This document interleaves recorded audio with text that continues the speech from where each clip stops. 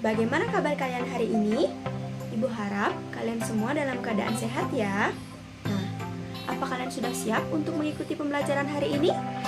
Jika sudah, silakan simak video pembelajaran berikut. Pada hari ini, kita akan mempelajari tema 9, benda-benda di sekitar kita, subtema 2, benda dalam kegiatan ekonomi, pembelajaran 3.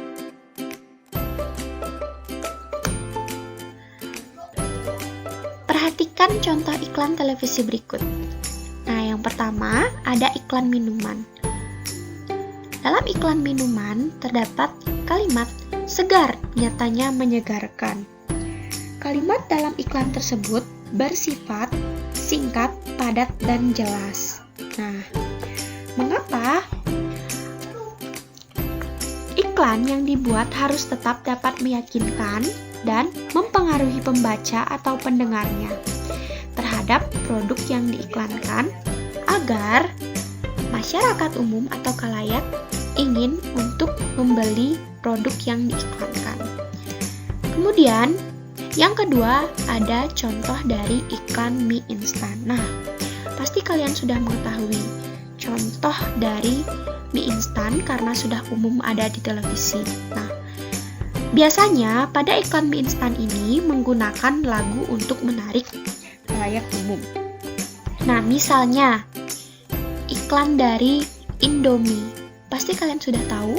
Nah, jargonnya adalah atau lagunya biasanya Indomie seleraku. Nah, dengan lagu tersebut masyarakat akan mengingat dan akan menarik untuk membeli produk yang diiklankan.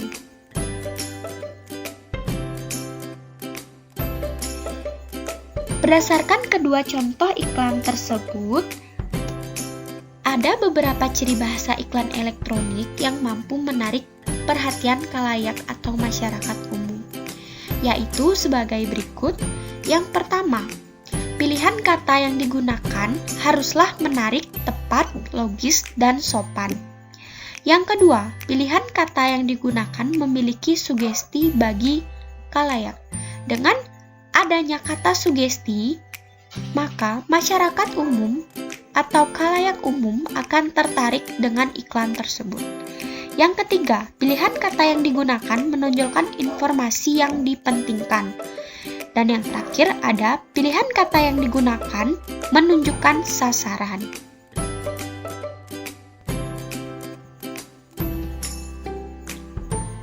Apakah kalian mengetahui dalam pembuatan iklan perlu adanya kerjasama?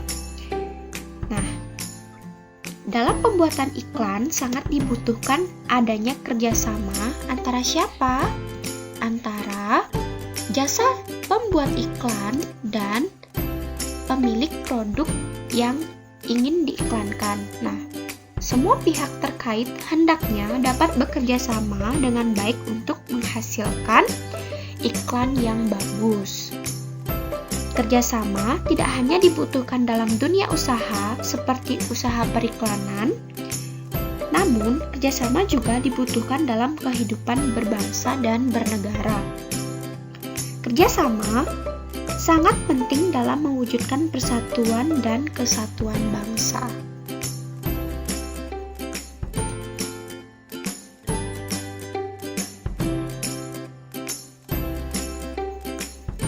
Persatuan dan kesatuan yang dimaksud di sini yaitu mengandung arti bersatunya beragam corak menjadi satu kebulatan yang utuh dan serasi. Nah, berikut perhatikan gambar-gambar yang mencerminkan makna penting persatuan dan kesatuan. Yang pertama ada Festival Budaya Nusantara.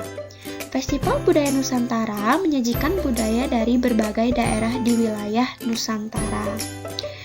Coba perhatikan gambar tersebut menyajikan berbagai pentas budaya dari berbagai daerah. Misalnya tari sedati ya dari Aceh, tari kecak dari Bali, dan lain sebagainya. Sungguh indah sekali apabila tampil bersama-sama, bukan? Nah, itulah makna penting persatuan dan kesatuan dalam menjalin kebersamaan dan saling melengkapi antara satu sama lain.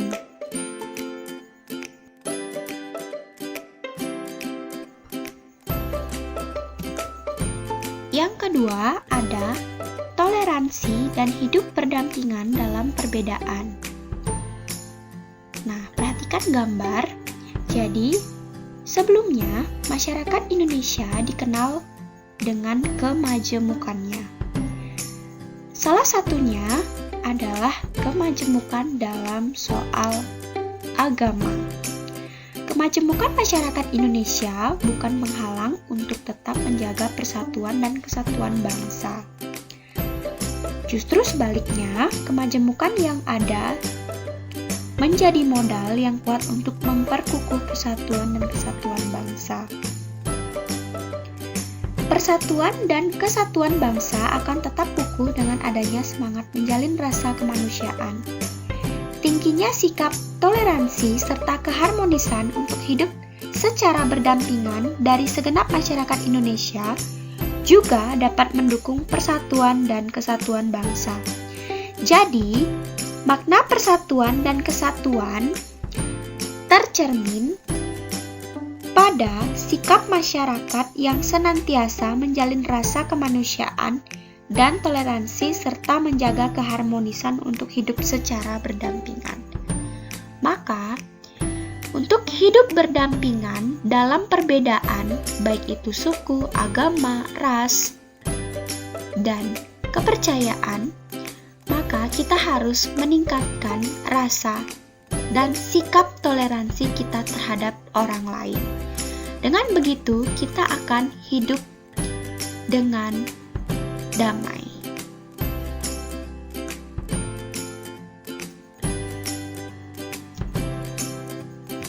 Yang ketiga, ada semangat kekeluargaan dan tolong-menolong. Nah, menjalin rasa persahabatan, semangat kekeluargaan, dan tolong-menolong tercermin pada kegiatan gotong royong antar warga masyarakat. Dalam kegiatan gotong royong, semua perbedaan ditepiskan. Perhatikan gambar, masyarakat melakukan gotong royong untuk membersihkan lingkungannya agar tetap asri dan aman. Dengan gotong royong, pekerjaan seberat apapun terasa ringan dan pekerjaan cepat selesai. Makna penting persatuan dan kesatuan yang tercermin pada sikap menjalin rasa persahabatan, kekeluargaan, dan sikap saling tolong-menolong antar sesama dan bersikap nasionalisme.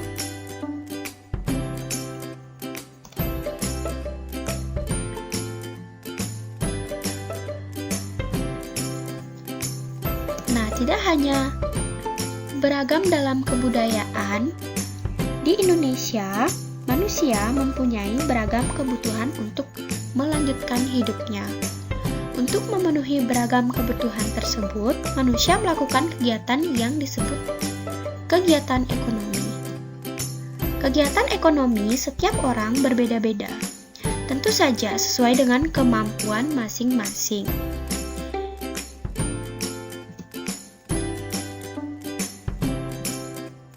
Apa sajakah bentuk usaha dalam kegiatan ekonomi masyarakat Indonesia? Simak penjelasannya berikut ini.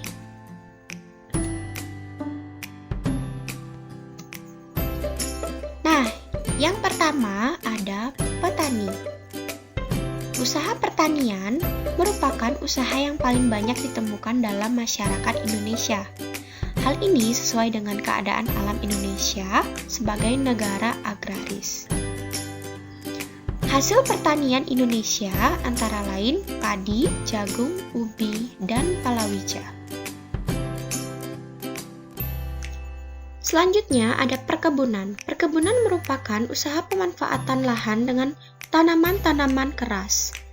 Perkebunan dapat dibedakan atas perkebunan rakyat dan perkebunan besar.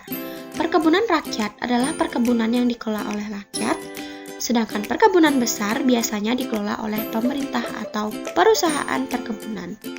Hasil perkebunan besar biasanya ditujukan untuk ekspor, sehingga dapat menghasilkan devisa bagi negara.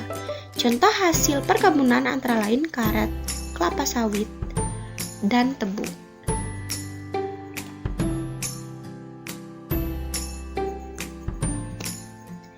Selanjutnya ada peternakan. Peternakan adalah usaha memelihara binatang piaraan yang diambil manfaatnya. Usaha peternakan dapat digolongkan menjadi 3, yaitu peternakan hewan besar, contohnya seperti sapi, kerbau, dan kuda. Hewan kecil seperti kambing, domba, kelinci, dan babi. Dan yang terakhir unggas seperti ayam, itik, etok, dan burung. Kemudian ada perikanan. Usaha perikanan dalam hal ini adalah usaha perikanan darat, yaitu usaha memelihara ikan di perairan darat dengan cara membuat kolam. Perikanan darat meliputi perikanan air tawar dan perikanan air payau. Contoh hasil perikanan air tawar misalnya ikan gurami, nila, bawal, dan lele. Hasil perikanan air payau contohnya ikan bandeng.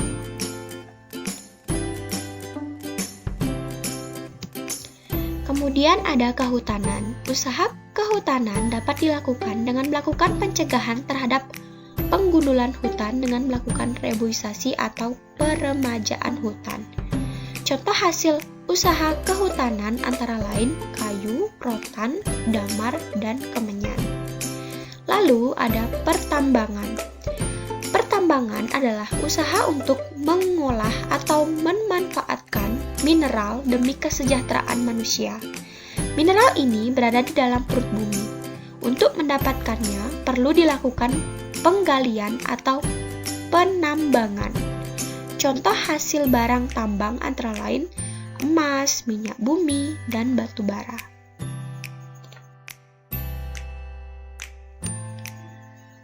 Selanjutnya ada perindustrian. Industri adalah usaha atau kegiatan untuk mengubah bahan mentah menjadi bahan setengah jadi atau barang jadi. Bahan mentah berasal dari sumber daya alam. Industri dilakukan untuk meningkatkan mutu atau nilai suatu barang. Usaha industri dapat dilakukan oleh perorangan, kelompok, atau suatu perusahaan, baik pemerintah maupun swasta. Contoh hasil industri adalah benang menjadi pakaian, pengolahan ikan menjadi ikan kaleng, dan karet menjadi ban. Kemudian ada perdagangan. Perdagangan adalah kegiatan yang bertujuan menyalurkan barang dan jasa dari produsen ke konsumen. Barang-barang yang diperdagangkan merupakan hasil-hasil pertanian, peternakan, perikanan, hutan, dan barang-barang hasil industri. Perdagangan yang dilakukan antar negara disebut ekspor dan impor. Ekspor adalah usaha mengirim dan menjual barang ke luar negeri, sedangkan impor adalah usaha memasukkan dan membeli barang dari luar negeri.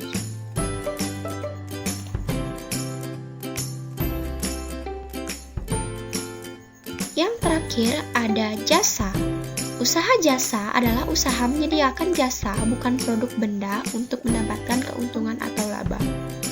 Perhatikan gambar di samping. Pekerjaan menjadi pemandu wisata merupakan bagian dari usaha jasa.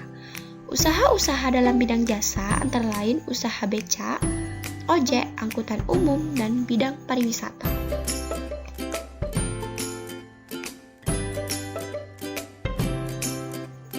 Mari kita mengingat apa saja yang sudah kita pelajari tadi. Yang pertama, yaitu ciri bahasa iklan elektronik yang mampu menarik perhatian khalayak atau masyarakat umum, yaitu sebagai berikut. 1. Pilihan kata yang digunakan menarik, tepat, logis, dan sopan. 2. Pilihan kata yang digunakan memiliki sugesti bagi khalayak. Yang ketiga, pilihan kata yang digunakan menonjolkan informasi yang dipentingkan. Dan yang terakhir, pilihan kata yang digunakan menunjukkan sasaran.